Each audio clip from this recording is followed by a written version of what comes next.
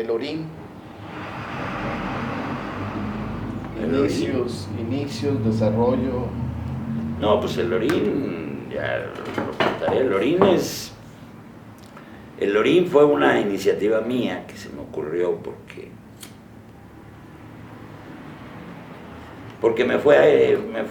tuve la oportunidad de rentar la famosa casa, nuestra casa, tan amada. La casa de Juárez 257, ¿no? Ya no me acuerdo ahora, creo que sí es 255. Donde actualmente pues ahí está el Gitanos, hace ruido el Gitanos. Pero bueno, ahí esa casa yo la conocía, desde que llegué a Saltillo conocí esa casa porque ahí había un estudio fotográfico de Photo Jim, se llama Photo Jim, que era propiedad de Jim, un reportero policíaco muy célebre, que hizo también época en Saltillo, el Jim. Y era un veterano reportero. Cuando yo llegué de chavillo a trabajar al Vanguardia, él era ya un veterano. Y además de reportero policíaco tenía ese negocito de fotos para credenciales y todo eso. Típica lugar de fotos, sobre todo eso de credencial. También creo que hacía de bodas, pero no, lo suyo era foto acá de volada, caritas, ¿no? Y claro, tenía el local ahí, pero llevaba años, llevaba 30 años. Luego supe por el dueño que me contó. También él, Jim, algo me dijo.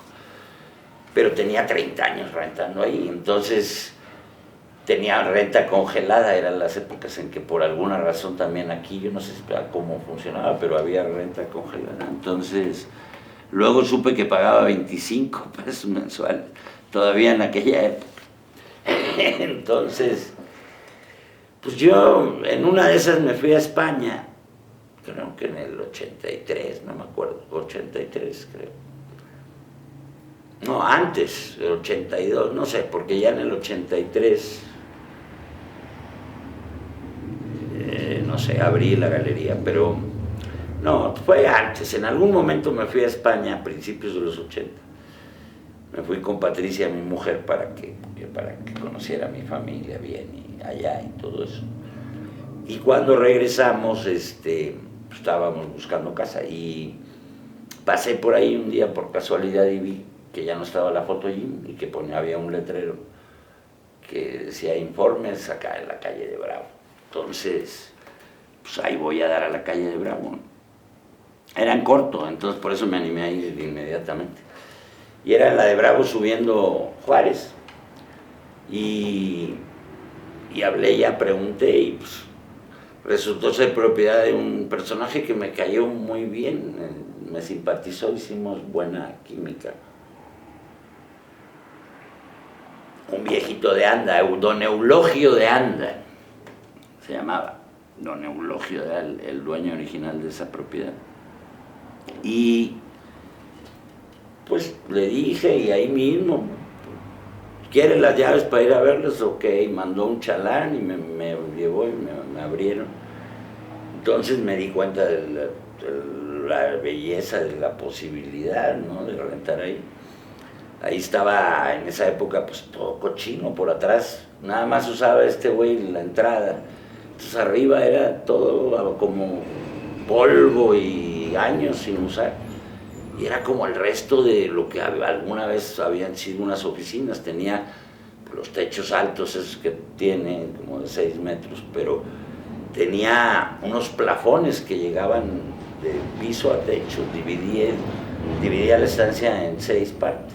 O sea, una estancia central y luego otras 2 y otras 2. Eran como oficinas, yo pienso que en alguna época fueron oficinas.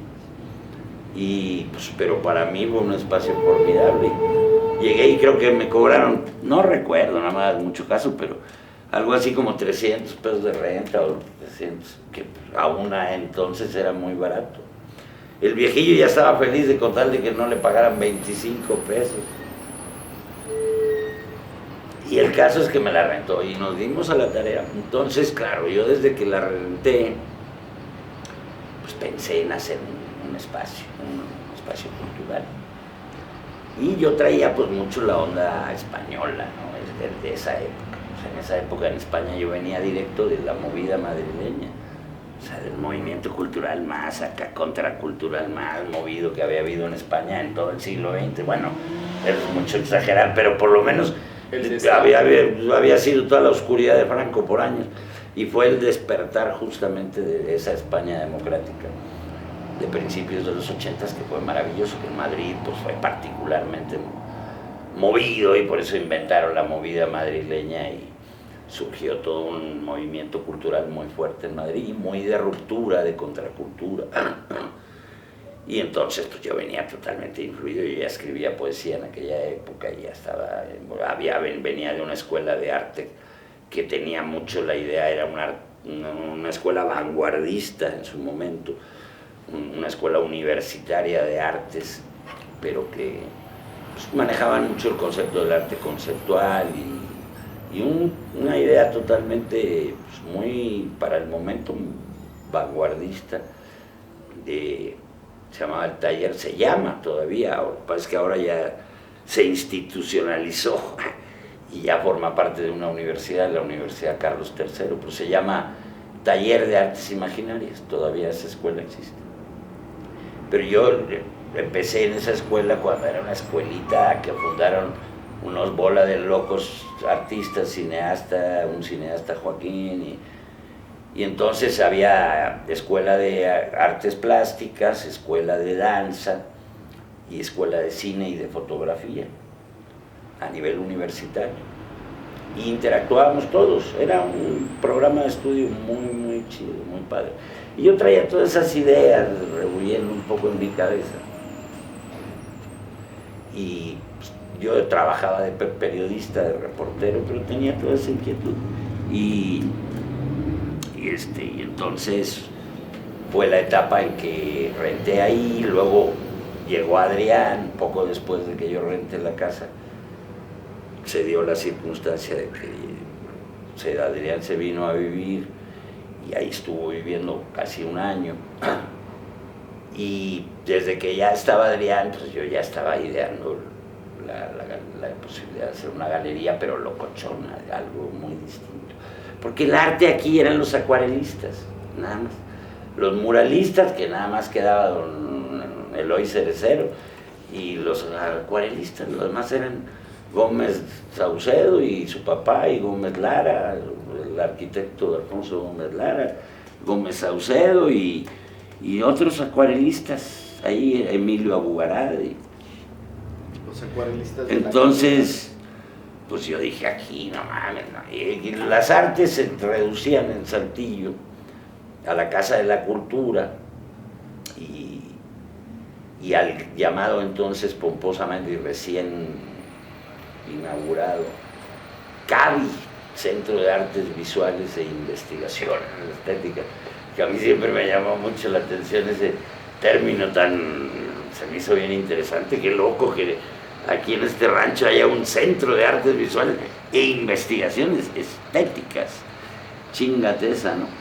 Entonces, pues bueno, yo me arrimé un poco ahí, pero pues más bien era un juguetito de Kiki Flores Tapia, todavía en la época de Flores Tapia, y cuando se fue Flores Tapia, pues se quedó ahí ahí funcionó el IEVA, pusieron una cosa, crearon una cosa llamada el Instituto Estatal de Bellas Artes, que luego quedaría Javier Villarreal al frente del tal Instituto Estatal de Bellas Artes.